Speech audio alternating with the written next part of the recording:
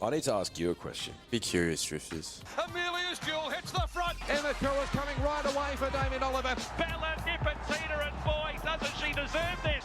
The Giga Kick's got a strong kick. Golden Mile, soar out the mile. I'm thunderstruck over the top. Mr Brightside has won the mile. And Militarised blows them away in the Champagne Stakes. And she's a class act, pulling right away, Prowess. And Zoo Gotcha won it by 2.5. Zaki, joined by Animo, who looks Destiny in the face. I tell you what, who looked Destiny in the face yesterday? Oh, mate, it was my grand final yesterday. And I won it in a canter. Remind me of South Sydney this year, just leading the comp after 11 rounds. Yeah, it'll definitely come crumbling apart into pieces. It was... Well done to you, mate. What a career day. Career day. Easy. Unbelievable. Easy. Yeah, like... Talk us through it. Oh, it was just one of those days. Like, I started betting early on, as you do, with just my normal, like, you know, unit placing. Yeah. And picked a couple in a row across Sydney and Melbourne. And then I was like, well, I'm starting to get some winners. Like, I'll start upping my bets. And I just kept picking winners. And I just kept placing fucking multis on that, kept winning. It was incredible. Yeah, so you're the same, mate. Like, if you're having a good day and if you're up, you're like, okay, I'm really going to cash in here. Like, yep. you don't start betting the same as what you normally would. Yeah. You're like, it's either going to be a really good day or still a pretty good day if all these lose. And yeah, it was just one of those very few times that it just paid off. Yep. And, you know, I think, as always, you're gambling responsibly. And in this case, you're gambling smartly. Yes. You know what I mean? Yeah. So let's go through, 8 out of 10 winners? Yeah. 8 out of 10 in Melbourne. Unbelievable. It was incredible. And then 4 or 5 winners in Sydney as well. Yeah. So, it's just like mind-boggling stuff. Absolutely mind-boggling. Never will happen ever again. Not only that, but you had Nature Strip retired as well. So yeah, I did. I potted him on the podcast, and that turned out to be right. Respectfully, yeah, he's done, the big fella. So how will you remember Big NS? Oh, at the peak of his powers, he was one of my favourites.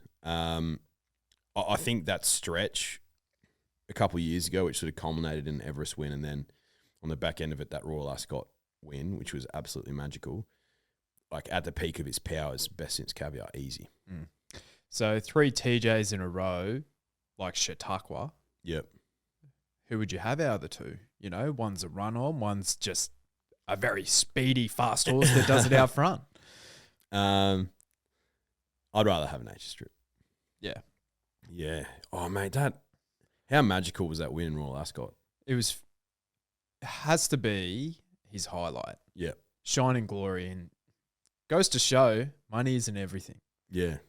A $14 million Everest, and it's probably like one of his most, career highlight wins. But the highlight for me was that Royal Ascot win. It's just because you don't see the Aussies go over and do it all that often. All the pressure, it's like, are the Aussies good enough? And then he just, not only that, he beats the riderless horse home, but he beats the rest of them by 4 lengths.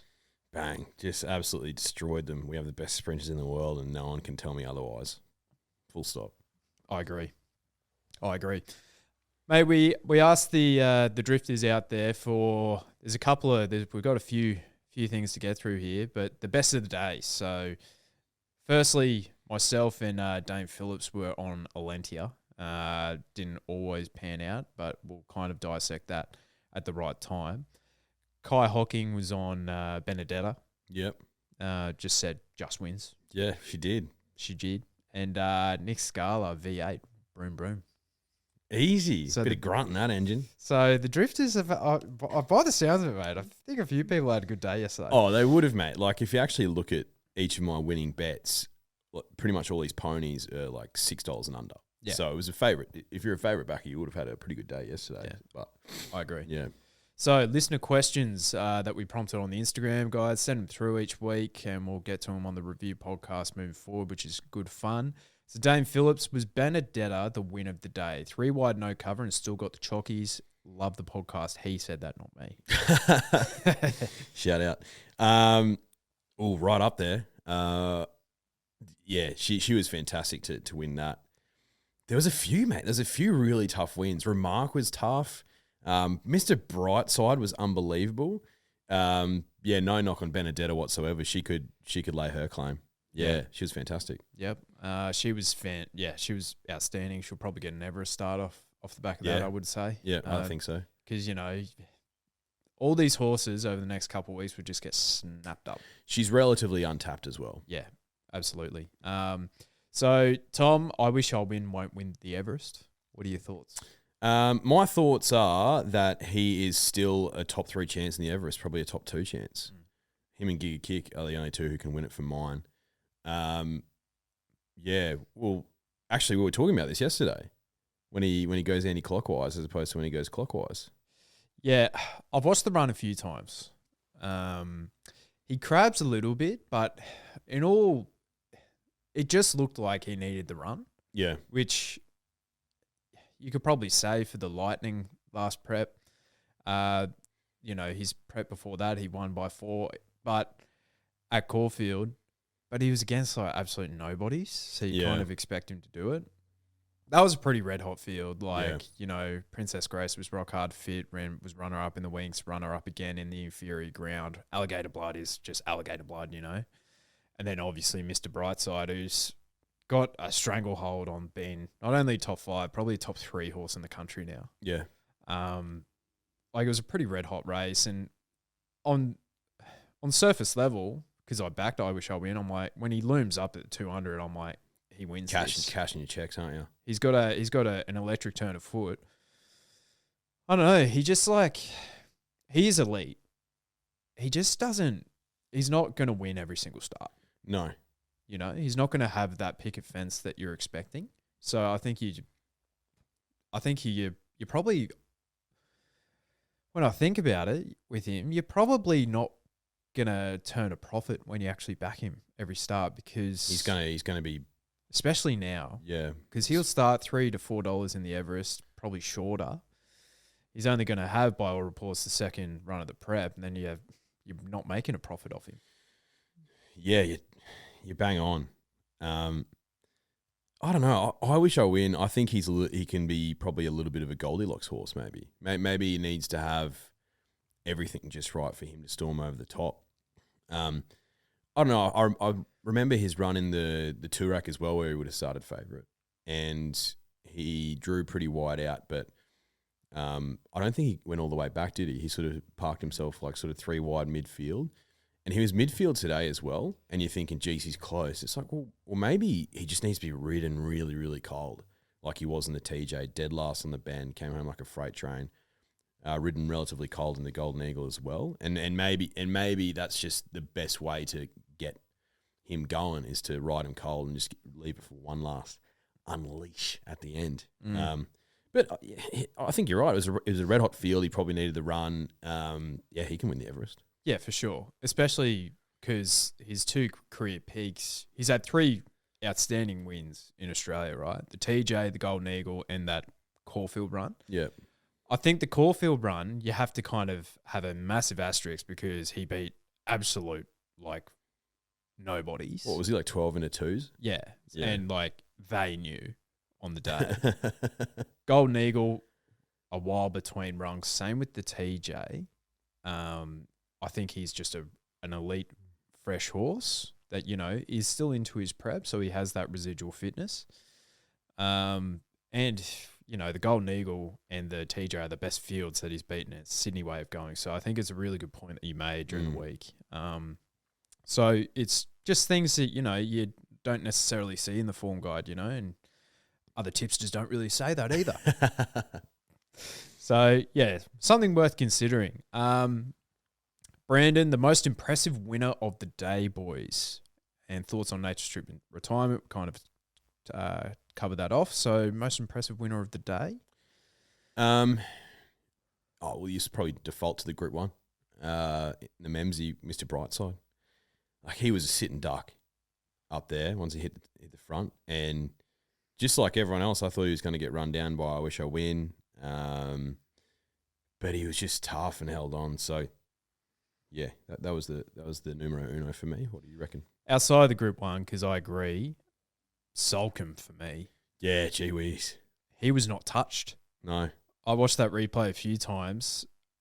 That was a serious win, especially if we haven't seen that from him before. Like, we've seen it over the, 2,800 maybe at Flemington. That first up run he had. Yeah, and he just like looped him and he just showed a real turn of foot, but not over 1,700. That was different gravy. And the market agreed because he opened up about $12 and he started $22 on the day. And because of that factor, he needs 2 mile. And then he does that under, it was like a prolonged barrier trial for him for like last 600. It was unbelievable. Huge win. And that automatically brings him into calculations for like a Caulfield Cup. Yeah.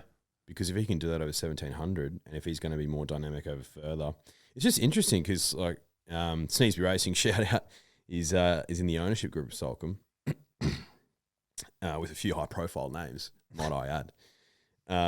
And all the reports from the stable is that they were a little bit worried about him because he hasn't been jumping out of the gates at barrier trials and jump outs. Well, he missed the start by 3 lengths too. So, gee whiz, he's going to be a heart in your mouth type horse, but he's definitely got something under the hood. Doesn't he? Show me what's under the hood. And, with these imports, like the prep didn't go to plan in the autumn, right? And they were always like, was it the Bart Cummings that he was targeted towards? That's his race. And he found one better. And that was Goldman, right, that beat him?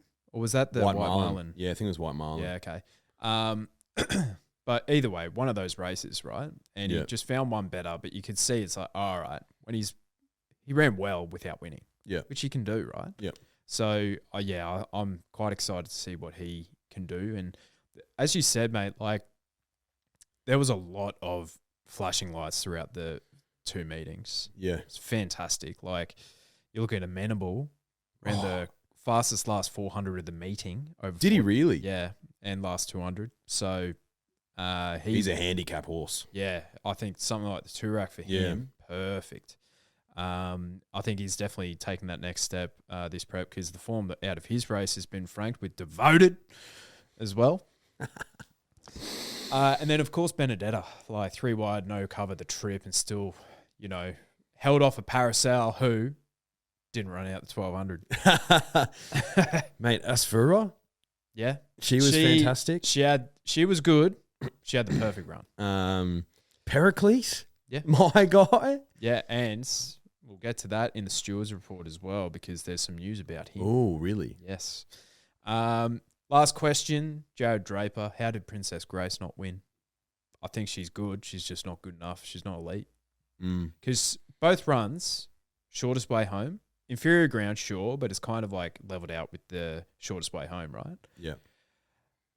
She hit the line pretty well, in both starts, obviously. Do you know what she's proven? She's proven that she can run in Group 1 races. That's she goes back to the mares. She goes to something like an Empire Row. She'll beat up on them. Awfully hard to beat.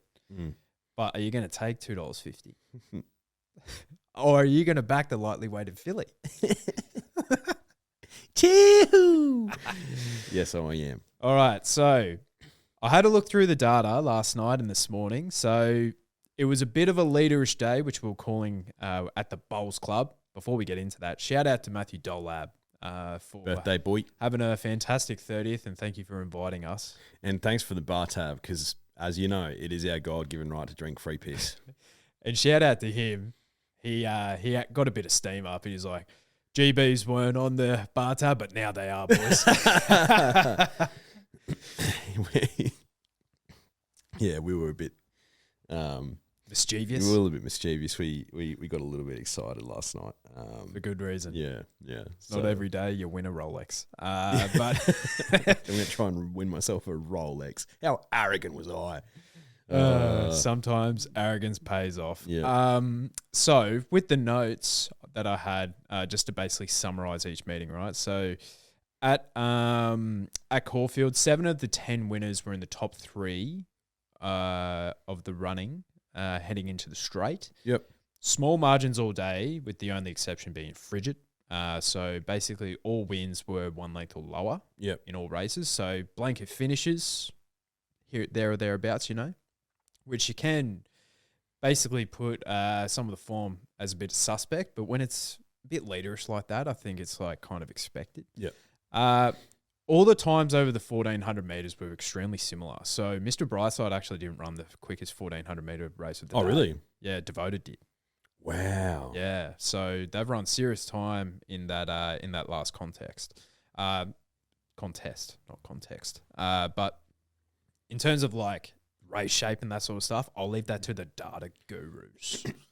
Yep. And plus, Devoted had 50.5 kilos on his back. So. Exactly. But even like the earlier races with, I'll just get up the winners here, Ryanberg and Nunthorpe. Like, they weren't too much slower than those. Okay. Or quicker than those races as well. So they've kind of all stacked up. So it could just be a meeting where you can trust the form.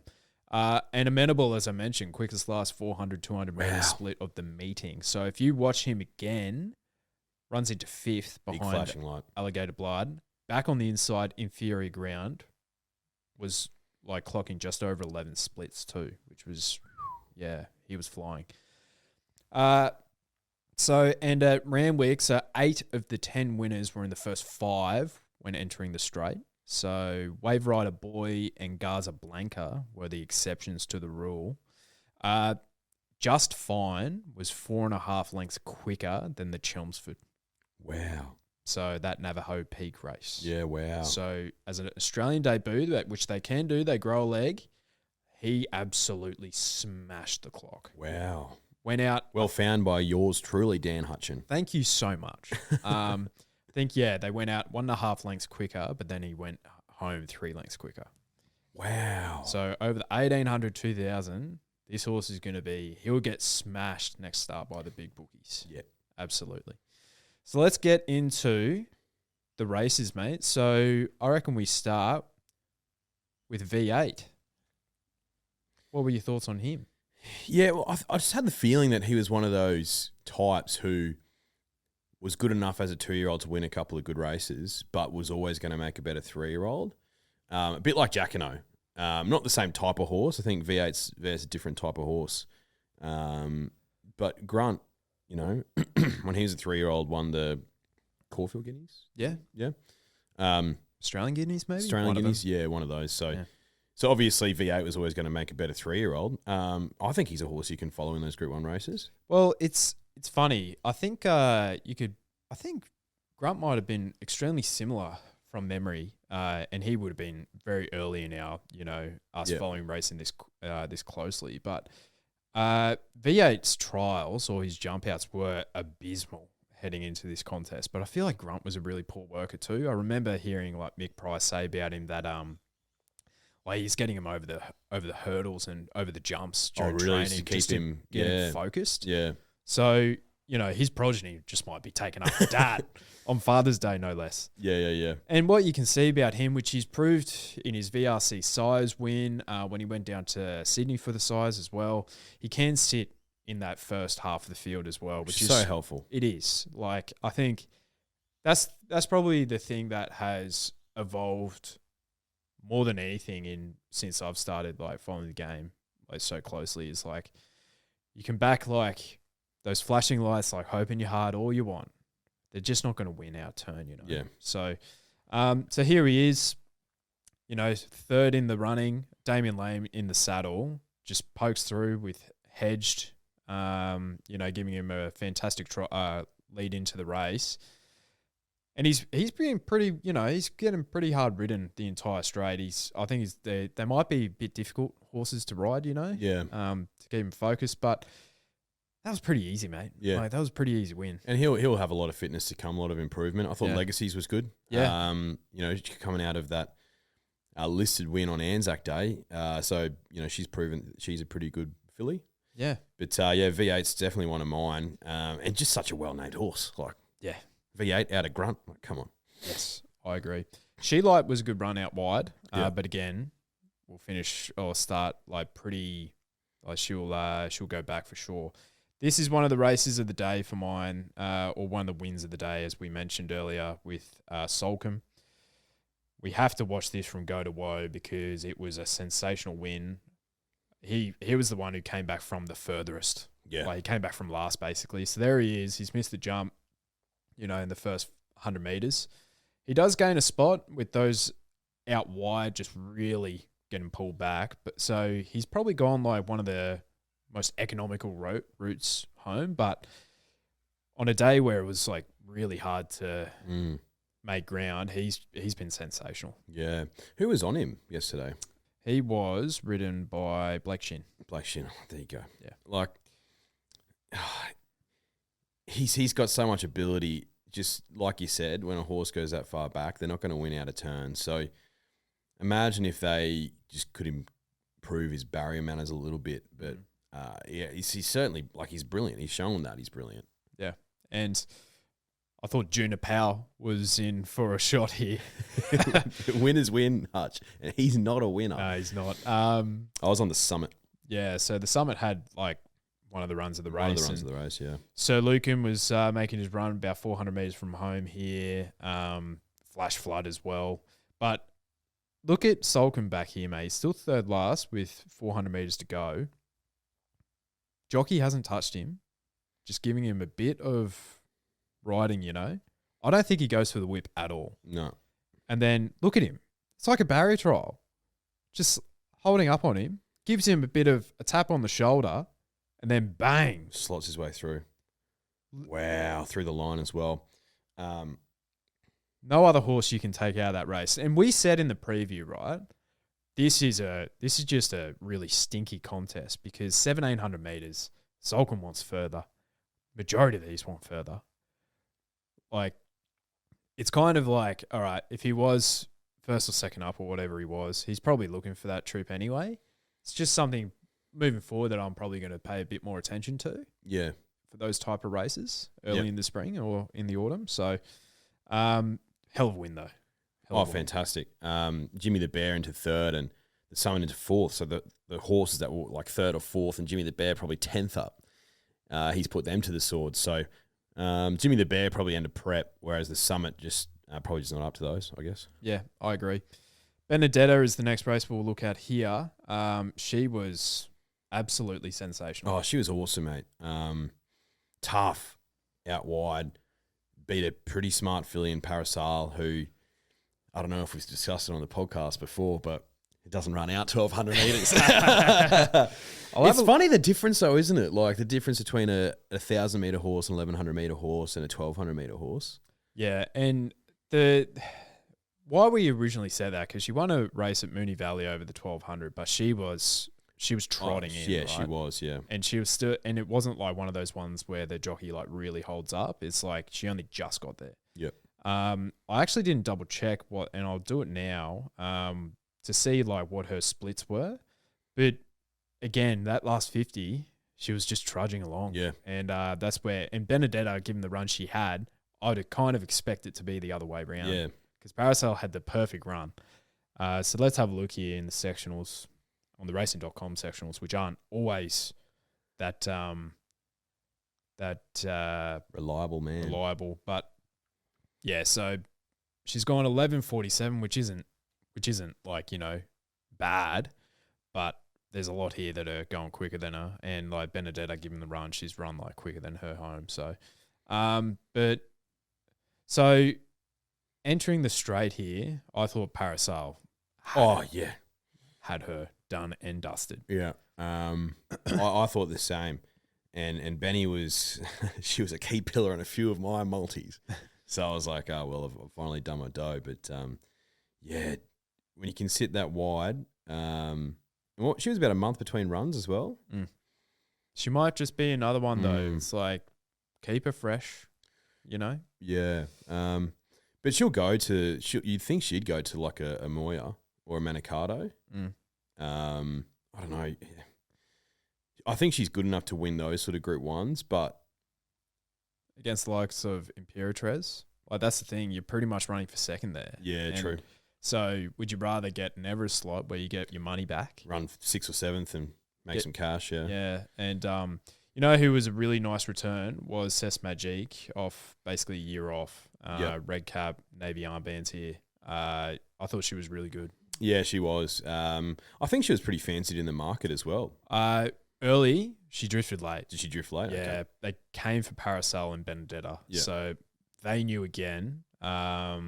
She was, but moving forward, like I'd be happy to back her again. So that was a really nice win by Benedetta, one of the wins of the day. Now Asfoora was a sensational win as well. She had all favours though. Oh, yeah. But that again, like, just looking at the map before the race, she draws a gate. You know she'll roll relatively forward. 1,100 metres is her jam. Like, it's just smart punting. You know what I mean? Like, to your point, you're looking at the map. She draws a gate. You know she's not going to have to do a lot of work. Like my head during the week, and even on Saturday, I was like, Asfoora is the bet here. Yeah. Like, but my heart, which overtook my head with Magic Time, and you know the price comes into it and all that sort of stuff. But Asfoora just had the perfect match, race shape, and she was in hindsight, she was the clear bet. Magic Time, look how wide she is here. Yeah, in that clump of horses, she's 6 wide, just doing it the absolute hard way. On face value, I was like, a little bit disappointing, you know. But I think she ran into about 5th. Given the run that she had, like, I'm happy to, especially if there's a bit of sting out, which I don't think there will be much of that this spring, but I'm happy to back her again. Like, yeah, she's a forgive run. And yeah, Asfoora was just too good for him from that easy run. So yeah, I think there's going to be a few races on this day, mate, that you're going to see the form stack up throughout the spring. I agree. Now we have to get to the big dog race, which is Mr Brightside in the Memsie.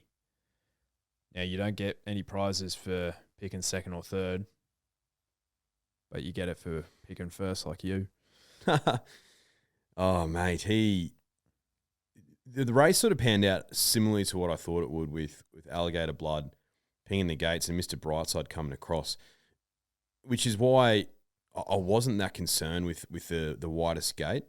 I knew he had to be tough though, because I knew he probably would have gotten some cover, but he wouldn't have been, you know, one off the fence, for example. So he comes across, slots in, the Blood just behind Anavisto. How quick are they going there? Was it a relatively sort of moderate pace? Two about benchmark, maybe a bit slower than benchmark. Okay. So yeah, nothing too crazy out in front, which is probably what saved Mr Brightside a little bit, because he was 3 wide without cover the entire trip. Yep. But he just here entering the straight here, 400. I wish Owen gets off Mr Brightside's back, and everyone thought he was going to storm over the top of him. And levels up at about 200, 150 from home. But Peaks then on his run. Mr Brightside puts half a length on him. Bang, right there. And there's Princess Grace back on the inside. I wish Albion was coming back again. Yeah. So, and through the line, I think he was like pretty good, but Mr Brightside was better. Look at all the owners. How good is that? So, this horse has just is this year's Alligator Blood. I said that to you yesterday. Just constantly underrated. Sensational. Like, 3-time Group 1 winner now, All-Star Mile. Yeah. Fantastic, and there's more to come. Yeah. Who's beating him over a mile? My Fangirl. That's the race I want to see on good ground. Yeah. Yeah, that's a fascinating contest. Yep. But, like, if it's a leaderish day, Fangirl can't win. Exactly. And he's just proven he can go up and he can sit in the top 3 and then just hold him off at the end. Like, that's not a bulletproof horse. It's pretty bloody close. It's like give you a kick, mate. Yeah. Giga Kick is going to win more often than I Wish I Win. And Mr Brightside is going to win more often than Fangirl because they're just going to sit in the first third. It's just phenomenal win. Willow's picked the right couple of horses to stick with, mate. Giga Kick and Mr Brightside. Good little retirement fund for him, Yeah, isn't it? gee whiz. Good on you, Willow. Now, not a stakes race, but we have to. Devoted, your best bet of the day. Mate. We have to watch this again. Oh, mate. Yeah. Was pretty wasn't crunched in the market. It was pretty much staying at the price. So I wasn't too concerned, but sometimes when you see something sort of drift a little bit, you just get a bit nervous. Oh. Plus the Tatum Bull, Bob Peters Silks combination had already won for me earlier on in the day in Frigid. So I was like, surely lightning cannot strike twice. Turns out it can strike 8 times in one day. It was just 50.5 kilos, slotted nicely into the race, got out at the right time. It ended up being a relatively easy watch. Yeah, and we were, crowded around a phone watching all this at a bowls club. And you're like, where am I? And then you're like, oh, there I am. I'm basically the Cascadian horse. And it's like, I'm like, do you know what you've just said? Cascadian's only become a winner in the last year. So, but I thought I put one of the great mozzers on you when we were putting the quaddie on. I was like, we have to put Here to Shock in. And then in the straight, there's only one other horse you want to be on. Here to Shock. I would have been filthy with you. But yeah, once she started her run here, Tatum Bull, I was very confident Devoted was going to win. Yeah, it last 50 though. Yeah, ended up winning by nearly a length, but oh wow, the best of the day gets up in the last at Caulfield. Drifters, I hope you followed in. It's there was a few emojis going left, right, and centre on the Victorian victims who unbelievably had the same tips. Yeah, the Victorian victim was following me in. Yeah, it's funny that. So the Sydney City Lexus Cup. Now this was pretty dominant by Athabaskan. Do you remember seeing this race on the day? I did, yeah. And that horse does not win out of turn. I think it was its first win in 400 plus days. So, good luck if you found it. I cannot remember what I backed in this race. Serpentine. That's right, Serpentine. I thought he was pretty good. Yeah. First up. First up, 2,400. Yeah. What else do you want? And when there's just that one horse that makes his run, look at him. It's like bloody Salino out wide. Oh, just stoking the fire. Go Salino. Yeah. He's he wins this, but does he win again this prep? Yeah.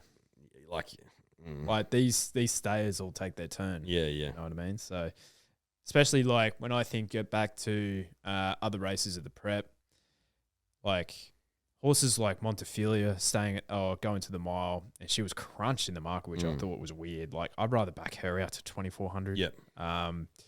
Cleveland was sensational first up, you know, and these are the B or C graders, So out of the race, Serpentine's probably the horse I do want to back, but if he's going up in grade against the likes of Cleveland and Montefilia and those types, probably not. No thanks. So I don't think it's really a race that I'll be following too closely.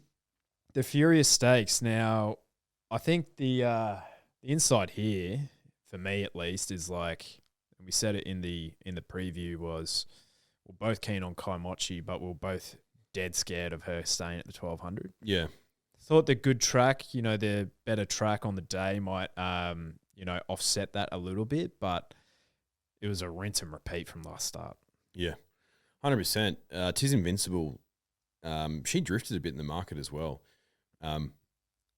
It just could be one of those things where, these fillies, you start to figure out who the best one is almost too late. You know what I mean? They all take turns, and then by the time the actual surround or whatever the group one is, the flight stakes, by the time it comes around, you're like, oh, that one's the best one because it's just won 3 on a trot. You know what I mean? So is Tis Invincible that filly?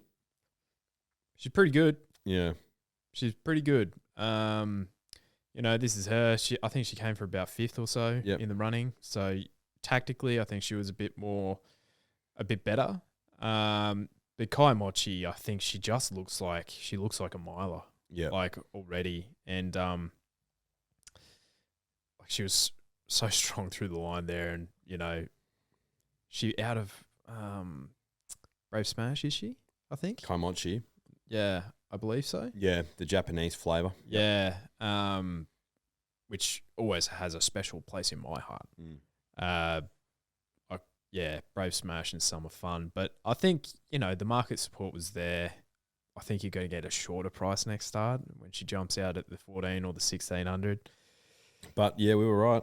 Staying at the 1200 metres. Yeah, but Tiz Invincible, she beat the boys last start, albeit like weaker grade than that, I'd say. But it's always good to, keep that in your mind that the fillies that do beat the boys, regardless of the grade, they could just be better.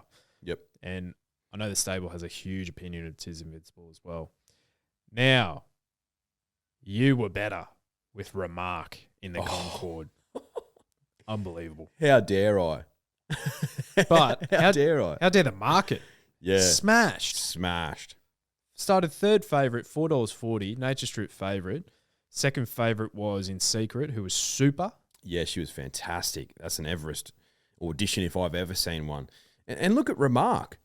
Yep. He's 4 wide. Yeah. And he was tough to hold on. I think I mentioned just before the race, I said he could be that horse where you cash a check and then you just don't bet on him again for the rest of the prep. 100%, because he's just going to go up in harder contests. Yeah. And he's proven over these 1,000-metre trips, he's pretty elite. good. He's pretty good. Elite. And, since that gelding operation, it's probably paid for it and then some, And 100%. Because when he was a 3-year-old or 2-year-old, he was like the big boom thing going up against, I think, the likes of Animo. And, he had market support back then. But he's just, he has that versatility of sitting on speed, just tough, first up run. I think that's his 4th win from 6 starts first up now. Wow. So, and over the 1,000 metres, those 1,000-metre horses are just different gravy. Yep. Let's have a look at Nature Strip here. So, tough run. Extremely tough run, but we've seen him. This is very similar to his Everest run last year. Yep. And he held on for a very gallant 4th. Getting beaten 1.5 lengths. Yep. You thought he's going to loom up here, and then he's like, mate, I'm done. Yeah, he's just done. Yeah. Him and Eduardo are both done, and that's fine. Terrific career. And, yeah, he just can't keep up with him now. Look at Nash here in the last 50. So, stands up in the irons. It's in that Stewards report as well. Basically, he thought his action was a miss. Right, okay. So, he's like, I'm not going to ride out the horse. Nothing found after the race, though. No abnormalities. So, interesting there. But, it didn't really cost the connections anything because Rocketing By did finish in 5th. So, anyway, interesting. The Chelmsford now, this was not bizarre. This was not nice. Bizarre race. Don't know what to make of this race. Think It Over was a bit of a drifter in the market, which I thought he might be, given I think he was like, $2.80, $3 earlier in the week.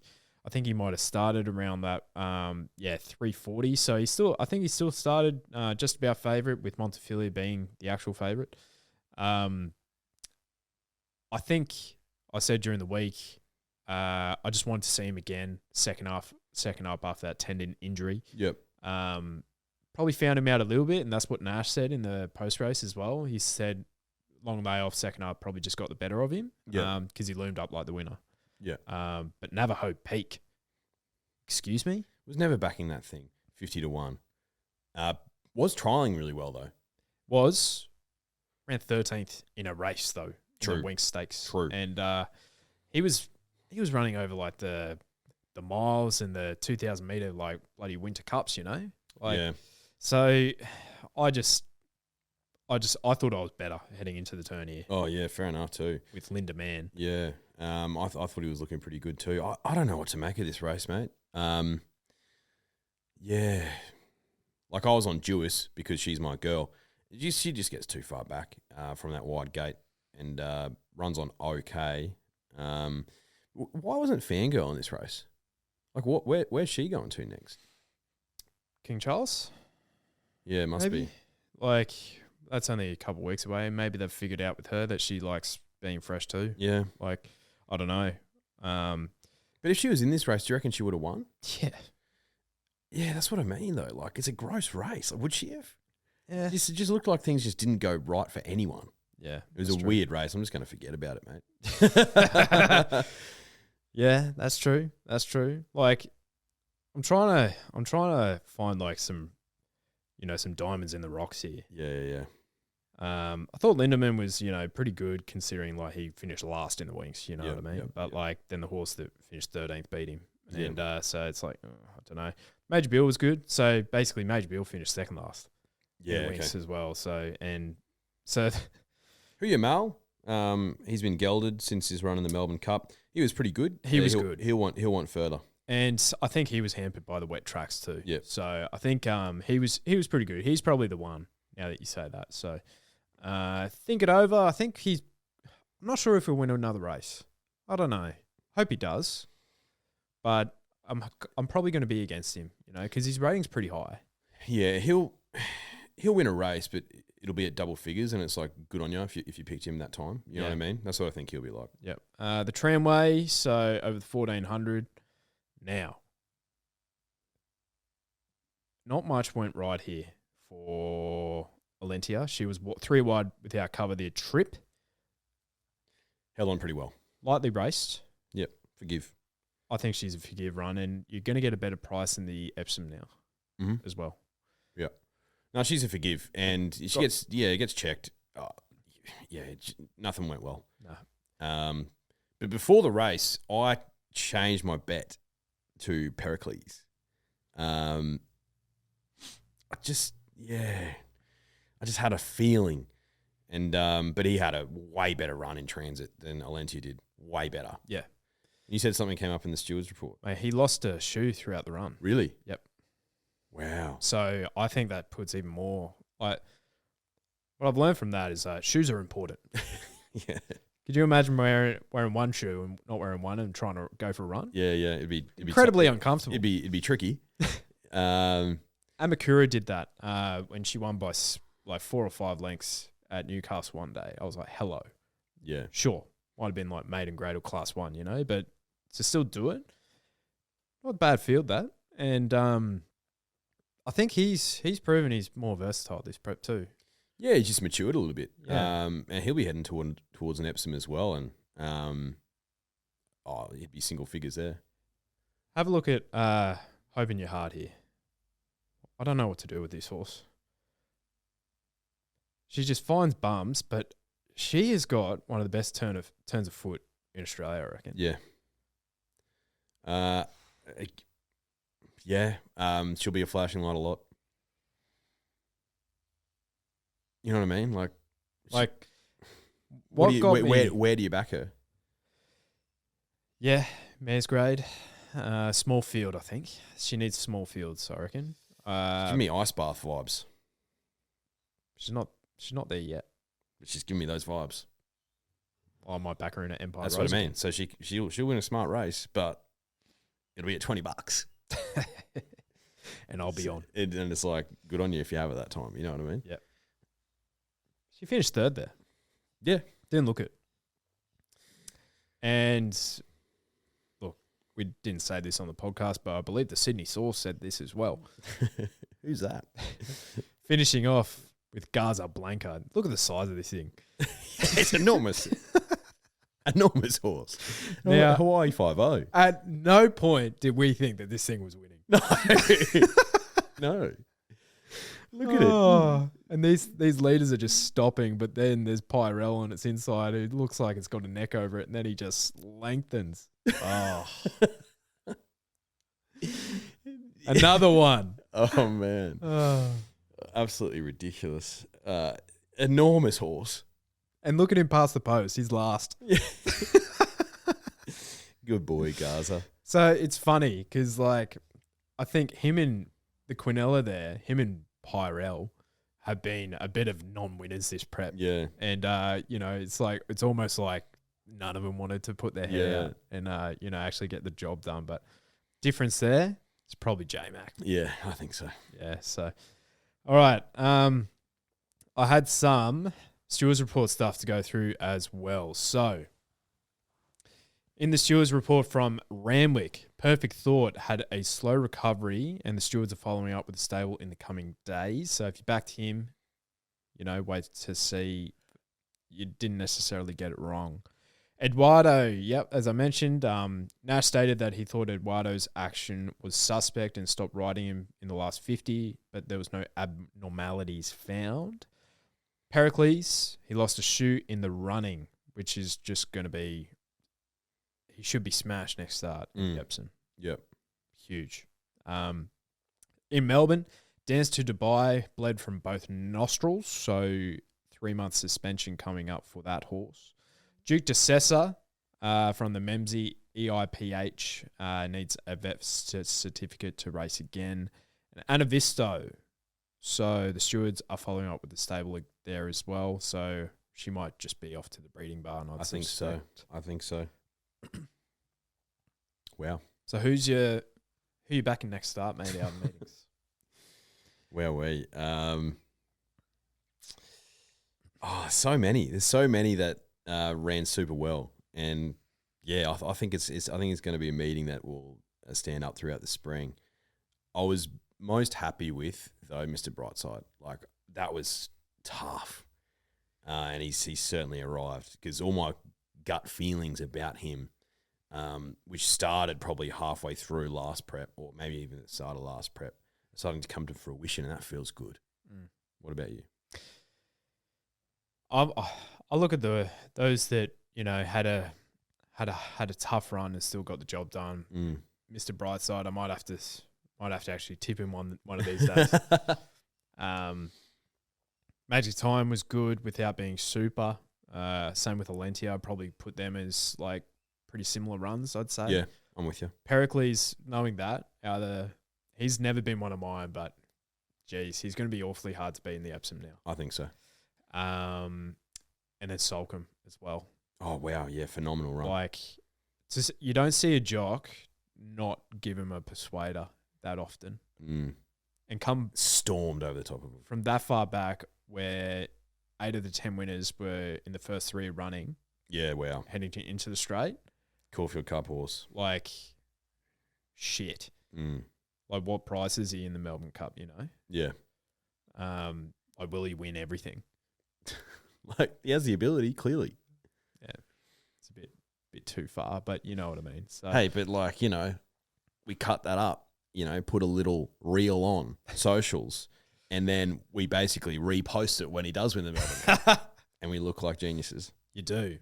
And I think one out of just a benchmark race was just fine, mate. I think to smash that Chelmsford race, which, as you said, it was just dirty. Yeah, it's just a filthy race. Just has a stench to it. Yeah. But when you beat up on the likes of Think It Over and Montefilia, Jewis. Yeah, it's not a bad field still, and you beat them by 4.5 lengths on the clock. And do you know what the issue is for a lot of those Group 1 horses? There's so many Group 1s where they're not run genuinely. Yep.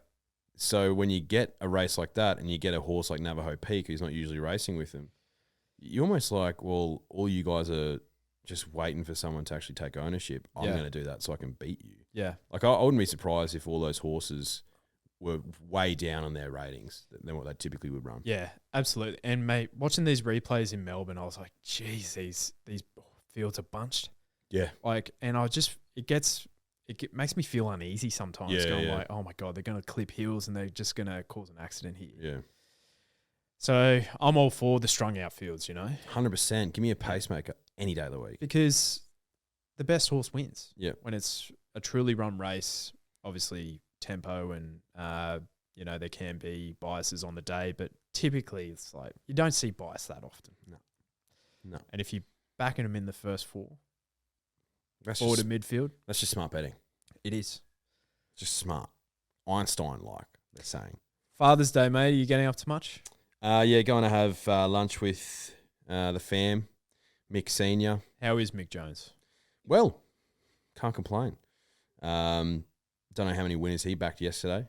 He'll tell you. Yeah, he'll tell me. I think young Mackenzie backed a few, which is good. Yeah.